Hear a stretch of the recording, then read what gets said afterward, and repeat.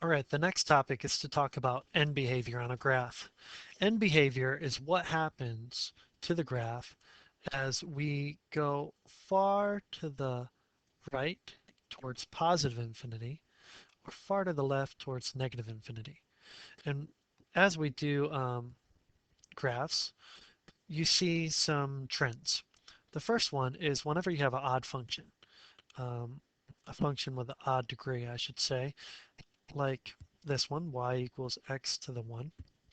It starts in the negative and it ends up in the positive. So it's end behavior, it's down, up. Another example would be if I did the graph of y equals, what's another odd function, y equals x cubed. Note with me that again, it looks like that. So it's down, up. And in general, you should know that whenever you have a function whose dominant term has a odd degree, that it'll normally be down up unless, let me do this one, y equals negative x cubed. And you guys should know how to graph these from chapter 2 because these are all toolbox functions that I've done so far. That one looks like this. So it starts up and it goes down. So what am I saying to you here? In general, for anything that has an odd degree, an odd dominant term.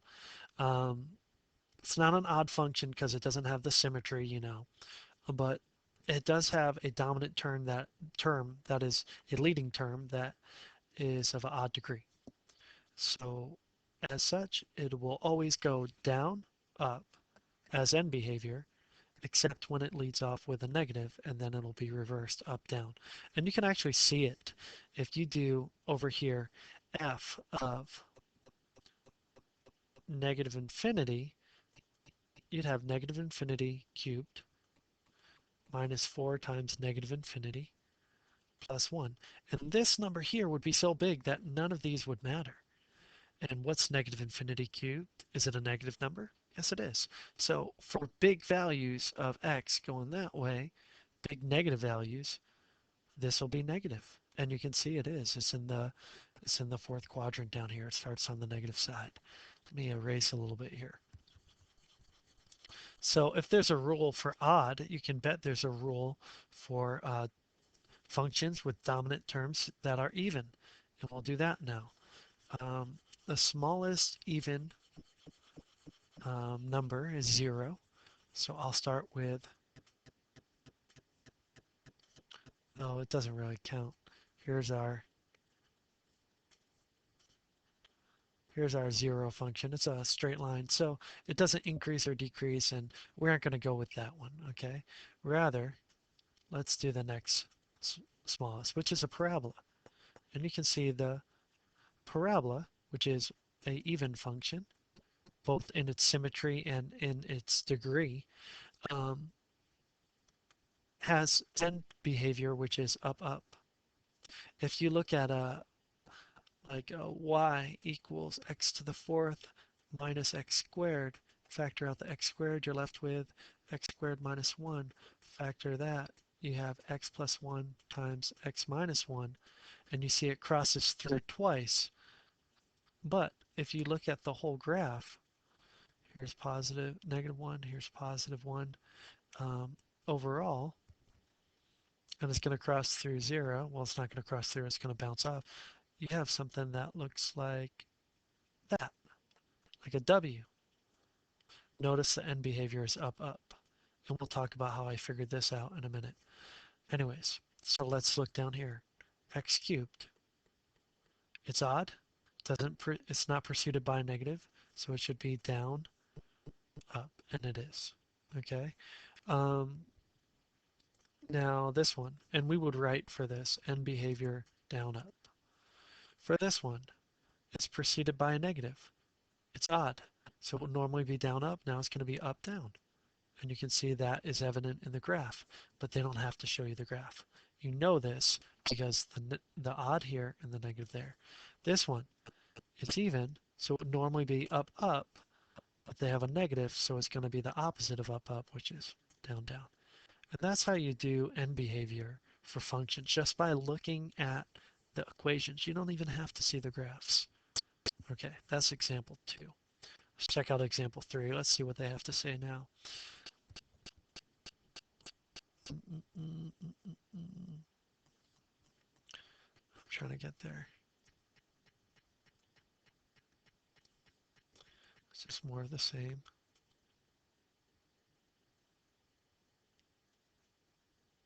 And that's the rules I just did.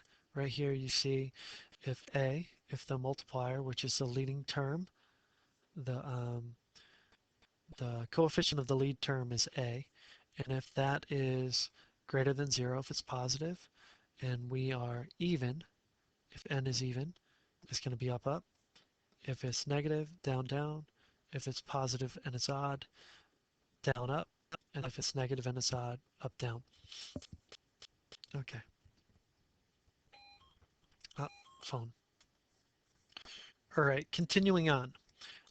Example 3 says, identify the end behavior of a function without actually graphing it. So this is super easy.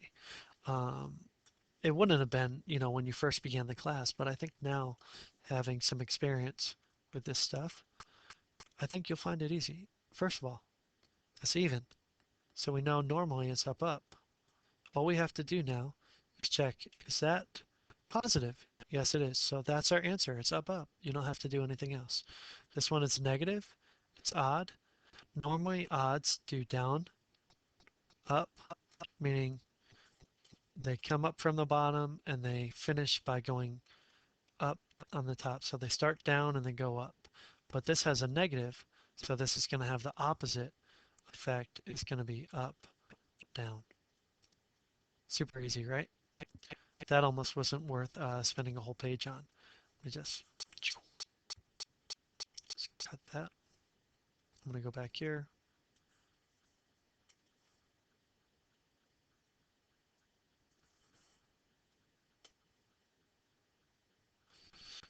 Control G. And there, now it's down there, but okay. Next one. Example 4. I'm trying to remember where. Okay, this is where we started in the first class today. So let's do this. Let's go to the next slide. It says state the end behavior and y-intercept of the functions given. Do not graph. This is how I began today.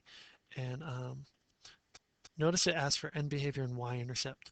Y-intercept you should know how to do because to find the y-intercept of any function, you plug in 0 for x. So how I explained this with them was I just threw in a negative infinity, and we only did number 18. So just forget this one here. I threw in a negative infinity, and I took just the dominant term, which is x to the fourth. When you take negative infinity and you take it to the fourth power, you end up with a positive, which means in the negative side of the graph, it's up. And when you do the same thing, it's up again. How do we get the y-intercept? We plug in 0, so 0 to the fourth, minus 4 times 0 to the third, minus 2 times 0 squared, plus 16 times 0, leaves us with a negative 12. So this is very interesting. I get all this information just by looking.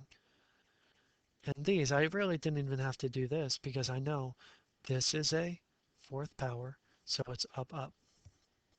Okay. Now, what else happens there? Well, I can't be entirely sure what the rest of the graph looks like. All I know is that there's a crossing point at 0, negative 12 through the y-axis. Now, how many other roots should it have? It should have 4 other roots. Now, some of them might be rational, some of them might be irrational, but how would I find them all? The answer to that goes back to the previous section. I would take negative 12, and I would look at all the possible factors of negative 12. There are 1 and 12, 2 and 6, 3 and 4, and I'd try every single one of those, and every single one of those divided by the coefficient here. But the coefficient there is 1, because we remember the rule, I hope, that says any zeros of a polynomial have to be factors of the final term, the constant, divided by factors of the lead term. The lead term has factors that are only 1, So I don't have to worry about it. I just need to look at factors of these guys, but plus or minus, plus or minus, plus or minus. And then the only work I did apart from that was I just reminded students how to test one. You just try, you add up all the terms. Anyways, I'm going to stop that for now.